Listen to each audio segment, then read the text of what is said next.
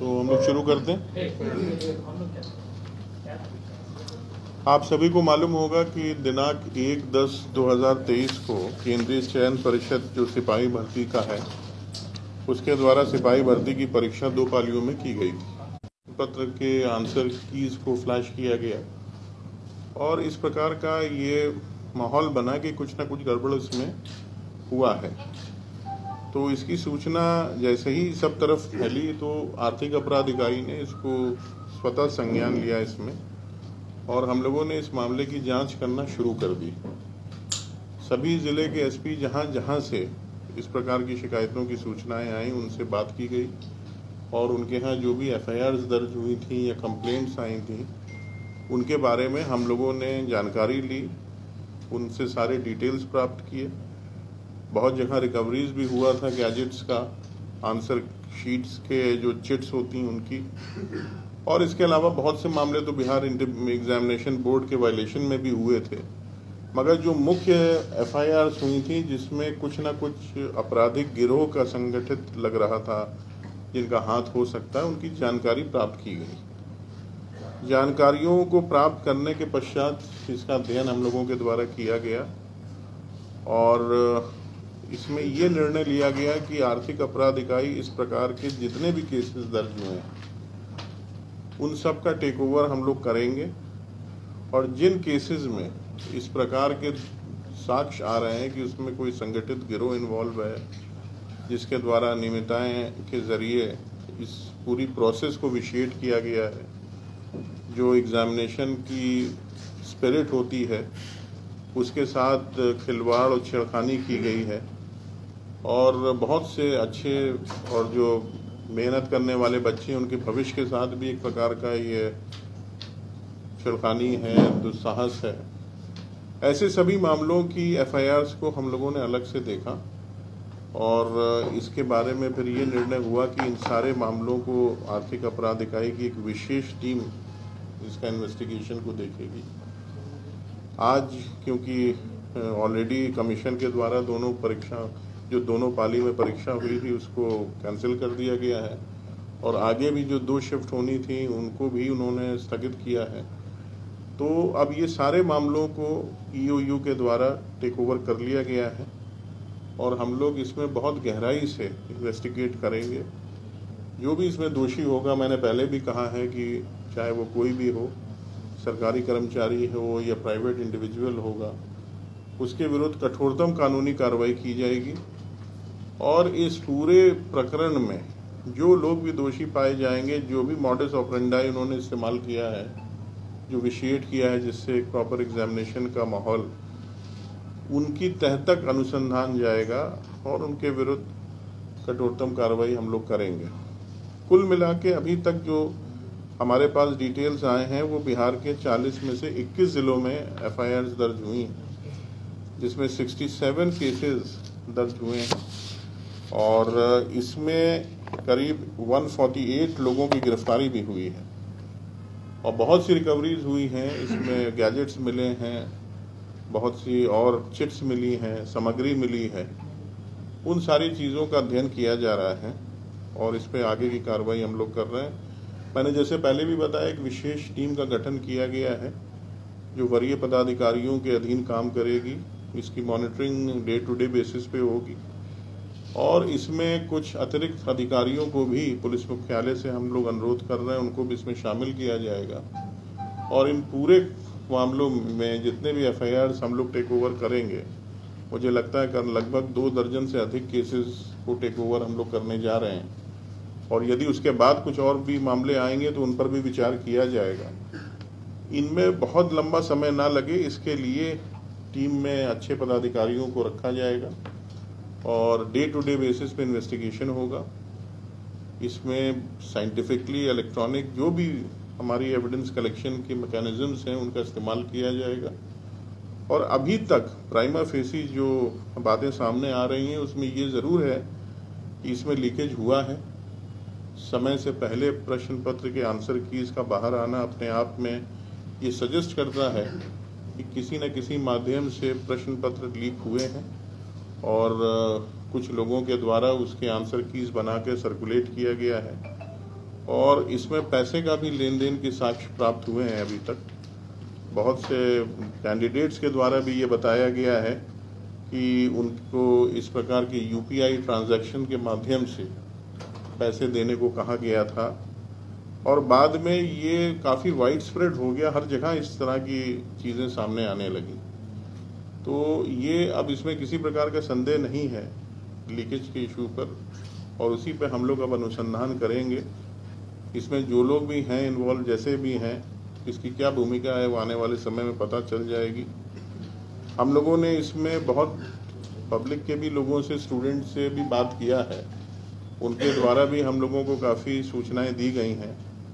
और मैं आपके माध्यम से भी ये चाहूँगा कि हमारा जो टोल फ्री नंबर है आर्थिक अपराध इकाई का 0612 जो कोड है पटना का 2216-236 2216-236, मैं फिर से रिपीट करता हूँ 2216-236, ये टोल फ्री नंबर पर जो भी व्यक्ति किसी भी प्रकार की सूचना देना चाहता है, इस एग्ज़ाम में जो गड़बड़ियाँ हुई हैं उससे रिलेटेड कोई भी बात हो, तो हम लोग उसका स्वागत करेंगे और उनकी जो भी इंफॉर्मेशन है उसको ग्रहण करेगा आर्थिक अपराध इकाई, और उस पर भी हम लोग जांच पड़ताल करके जो भी उसमें यथोचित कार्रवाई करना है वो की जाएगी।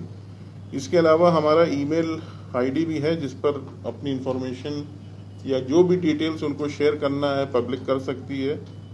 ये cybercell-bih@NIC.in है।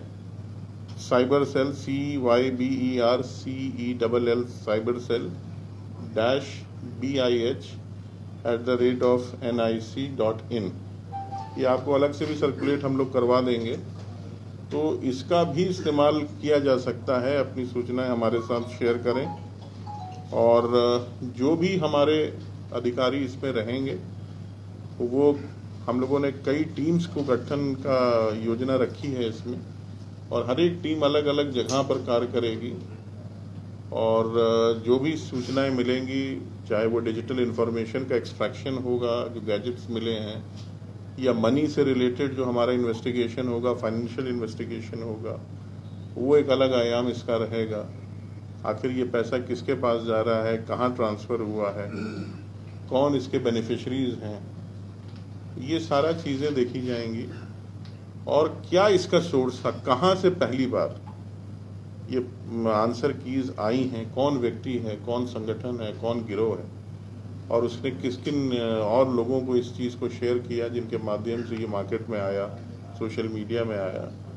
ये सारी चीज़ हम लोग देखेंगे, और आने वाले समय में जो भी इसमें कमियां पाई जाएंगी उसको भी हम लोग उचित माध्यम से संज्ञान में कमीशन के भी लाएंगे, कि जिससे भविष्य में किसी को कोई परेशानी ना हो इस तरह की चीज़ों के लिए। और जो सेफगार्ड्स हैं वो भी इसके लिए देखे जाएंगे, सारी चीज़ें उसमें जांच की जाएंगी। तो कुल मिला के अभी हम आपके ज़रिए यही जनता से रिक्वेस्ट करेंगे कि इसमें कठोरतम कार्रवाई हम लोग करेंगे। पहले भी आर्थिक अपराध इकाई ने, आप सबको जानकारी है, हमने बीपीएससी के केस को देखा है, एसएससी के भी एक शिकायत थी उसको इन्वेस्टिगेट किया है, और भी एग्जामिनेशन में जो जो प्रॉब्लम्स आई हैं, बी बोस से रिलेटेड रैकेट्स को भी आर्थिक अपराध इकाई ने उसका पर्दाफाश किया है। तो इस केस में भी जल्दी ही और मजबूत कार्रवाई हम लोग करेंगे कानूनी दायरे में, और जो भी दोषी होगा उसके विरुद्ध कठोरतम कार्रवाई होगी। इसके अलावा अगर कोई चीज़ आपको सबसे ज़्यादा किस जिला में एफआईआर हुआ और किस तरह के गैजेट बरामद हुए? सबसे ज़्यादा छपरा में केसेस दर्ज हुए हैं, और गैजेट में तो ब्लूटूथ डिवाइसेस हुआ है, वॉकी टॉकी भी मिले हैं। इसके अलावा बहुत से जगह इस तरह की चीज़ें बरामद हुई हैं, मगर सबसे ज़्यादा मुझे लगता है अभी तक की जो सूचना है वो छपरा में। छपरा में सर गाड़ी भी पकड़ाई थी, वो इलेक्ट्रॉनिक डिवाइस भी पकड़ाई थी, लेकिन गाड़ी के ऑनर के बारे में गिरफ्तारी सर कितने हुई? देखिए, मैंने आपको बताया ना कि अभी हम लोगों ने हर जगह से कहीं का भी कनेक्शन होगा, आप आश्वस्त रहिए, हमारे अनुसंधान में ये कोई सीमा नहीं है। चाहे वो किसी प्रदेश में हो, किसी शहर में होगा, उसके लिए टीम्स हम गठित कर चुके हैं, और उनको ज़रूरत पड़ेगी तो वो आज किसी भी समय डिस्पैच हम कर देंगे। हमें जो भी साक्ष्य मिलेंगे उस हिसाब से इसमें कार्रवाई होगी और बिल्कुल विलम्ब नहीं होगा, ये हम आश्वस्त करना चाहते हैं। दो चीजें आपने कही है, एक बात कही है आपने कि समय से पहले पेपर लीक हुआ, तो ये ड्यूरेशन क्या था, कितने दिन पहले लीक हुआ है? देखिए, हमें तो 2 जिलों से बहुत स्पष्ट इसमें साक्ष्य मिले हैं, एक नवादा से मिला है, एक पटना से मिला है। और जो अभी तक हमारे पास व्हाट्सएप के बहुत से कोचिंग सेंटर्स और स्टूडेंट्स ने भी हम लोगों को भेजे हैं, अपने साक्ष्य उन लोगों ने हमारे साथ साझा किए हैं, उसमें लगभग 1.5 घंटा 2 घंटा इस प्रकार का विलम्ब नजर आ रहा है एग्जाम शुरू होने से पहले का। तो यदि 1 घंटा 2 घंटे से पहले अगर आंसर की आ चुकी है तो आप समझिए कि उससे पहले किसी ने उसको प्राप्त किया होगा, उसके आंसर्स बनाए होंगे, उसको अपलोड किया होगा, उसको शेयर किया होगा। तो ये चीज़ तो अब बिल्कुल क्लियर है कि एग्जामिनेशन स्टार्ट होने से पहले कहीं कहीं ये आंसर सर्कुलेट होना शुरू हो गए थे।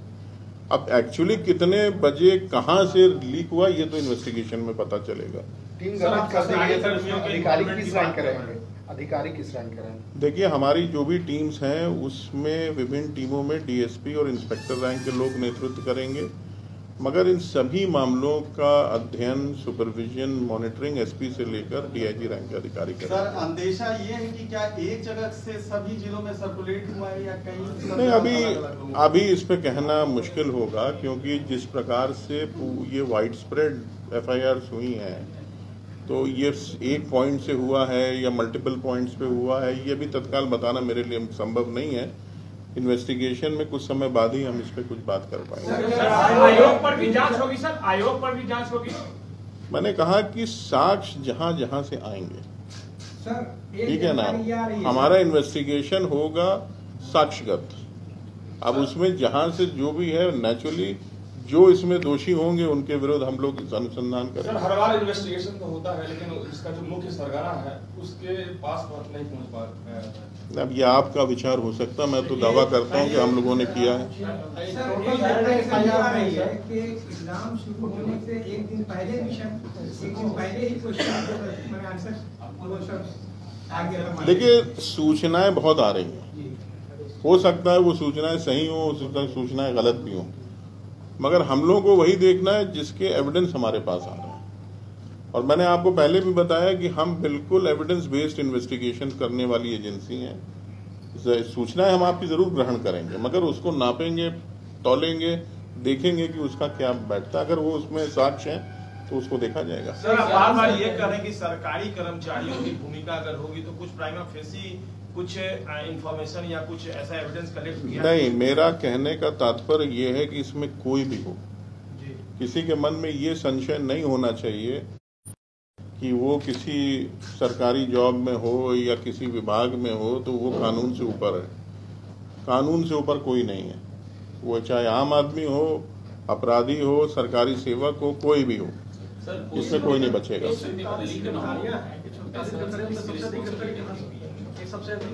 वो एजेंसी कंडक्ट कर रही एग्जामिनेशन, वो तो उसका प्राइमरी फेसी रिस्पॉन्सिबिलिटी है फेयर और निष्पक्ष तरीके से जो इसमें प्रक्रिया है उसके तहत।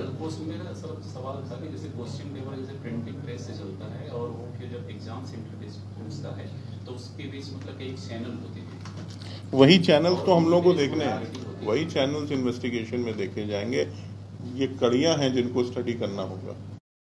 सर, एक सवाल है सर, वो मिल रहा है सर, आंसर की जो है सर वो रियल क्वेश्चन से मिल रहा है, पूरा मैच कर रहा है, ये दावा किया जा रहा है, वो हम लोग अब देखेंगे उसकी। सर, एक सवाल है कि गिरफ्तारियां एग्जाम से पहले हुई थी, कुछ गैजेट्स भी मिले थे और पहले भी जैसे बीपीएससी के एग्जाम हो उसमें पेपर लीक होते रहा है, तो क्या जो उनके पास ऐसा कोई का इस्तेमाल एक लोकलाइज्ड एरिया में भी हो सकता है। मान लीजिए किसी सेंटर को किसी ने कॉम्प्रोमाइज कर लिया हो और वहां उसको क्वेश्चन के पता चल गया हो पेपर डिस्ट्रीब्यूट होने के बाद भी किसी तरीके से, इस तरह के बहुत मामले आए हैं और इसमें कार्रवाई भी होती रहती है। मगर लीकेज एक अलग चीज है, ये एक किसी सेंटर रिलेटेड बात हो सकती है, मगर लीकेज का मतलब ये है कि एग्जाम शुरू होने से पहले सबके पास अगर आंसर की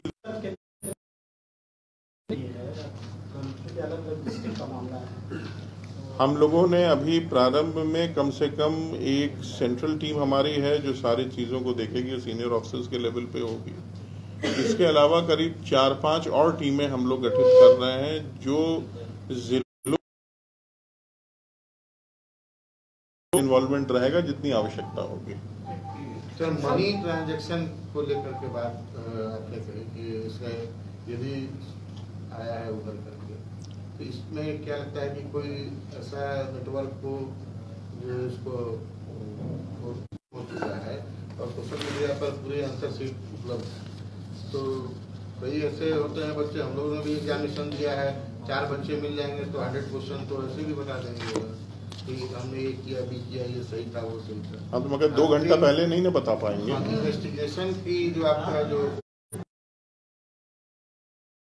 पहले जो साक्ष्य, हमारा फोकस रहेगा कि क्या इस पूरी प्रोसेस में छेड़खानी हुई है, इसमें किसी तरह के कोई इलीगल तरीके से प्रयास हुआ है, अगर हुआ है तो वो कौन। हम लोग पूरी तरह अभी और चाहेंगे इन्फॉर्मेशन हमारे पास आए, क्योंकि जितनी इन्फॉर्मेशन आएंगी उतनी हमें मदद होगी केस के इन्वेस्टिगेशन में और चीजों को पता करने में। अभी तक जो लोग अरेस्ट हुए सर, उसमें कोई मेन कल्प्रिट के तौर पर नहीं, अभी तो छूट भी इसमें इन्वॉल्व है, अभी कहना अभी मुश्किल होगा। मैंने